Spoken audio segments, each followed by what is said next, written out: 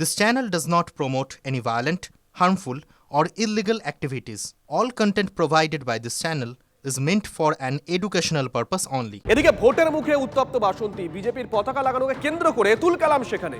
বিজেপির মণ্ডল সভাপতি ও বুথ সভাপতির ওপরে হামলা, রাস্তায় ফেলে বেধড়ক মারধরের অভিযোগ তৃণমূলের বিরুদ্ধে। টোটাল রাস্তায় ভিডিও করছি, আমরা টোটাল রাস্তায় ভিডিও করছি। ঝামেলা মিটে যায়, কি দেখাবো? তোমাদের টোটাল রাস্তায় ভিডিও করছি। ওনার কেন দেখাবো? আমাদের যেখানে ফ্ল্যাগ বাঁধা আছে, ওনার কি কারণে দেখাবো বলো?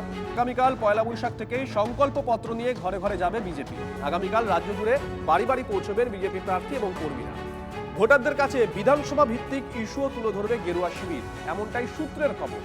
গত কয়েক মাস ধরে বিধানসভা ভিত্তিক চার্জশিট পেশ করছে বিজেপি। তৃণমূলকে বিরুদ্ধে স্থানীয় সমস্যার উপরে বিশেষ জোর দিচ্ছে গেরুয়া ব্রিগেড।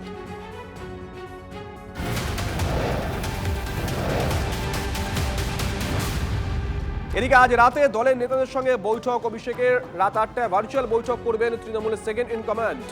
গতকাল ইডির হাতে গ্রেপ্তার আইপ্যাক কর্তা দীনেশ চান্ডেল। বৈঠকে এই প্রসঙ্গ উঠতে পারে এমনটাই সূত্রের খবর। প্রথম দফা ভোটের আগে ফের বঙ্গে আসছেন মোদী। 19 এপ্রিল বঙ্গ সফরে প্রধানমন্ত্রী, পাশাপাশি প্রথম দফার দিনও রাজ্যে আসবেন প্রধানমন্ত্রী। ডিটেল নেব প্রদীপ্তর কাছ থেকে। প্রদীপ্ত, দেখো, 19 এপ্রিল এখনো পর্যন্ত যা স্থির হয়েছে, প্রধানমন্ত্রী তিনি ওই দিন 4টি কর্মসূচিতে অংশ নেবেন। একটি পুরুলিয়া, অন্যটি ঝাড়গ্রাম, আরেকটি তিনি মেদিনীপুরে জনসভা করবেন এবং তার পাশাপাশি পশ্চিম মেদিনীপুরের ঘাটালেও তার জনসভা করার কথা রয়েছে।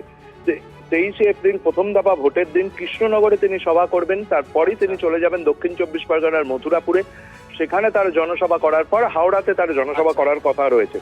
26 এপ্রিল তিনি বনগাঁ লোকসভার অন্তর্গত বাগদা এলাকাতে জনসভা করবেন এবং 27 এপ্রিল অর্থাৎ ভোট প্রচারের শেষ দিন তিনি ব্যারাকপুর এবং বারাসাতের মধ্যবর্তী একটি স্থানে করবেন, যেটি ব্যারাকপুর লোকসভার অন্তর্গত। সেখান থেকেই নরেন্দ্র মোদীর প্রচার শেষ হবে, নাকি তিনি কলকাতাতে কোনো কর্মসূচি করবেন তা নিয়েই চর্চা চলছে বিজেপির অন্দরে। ধন্যবাদ।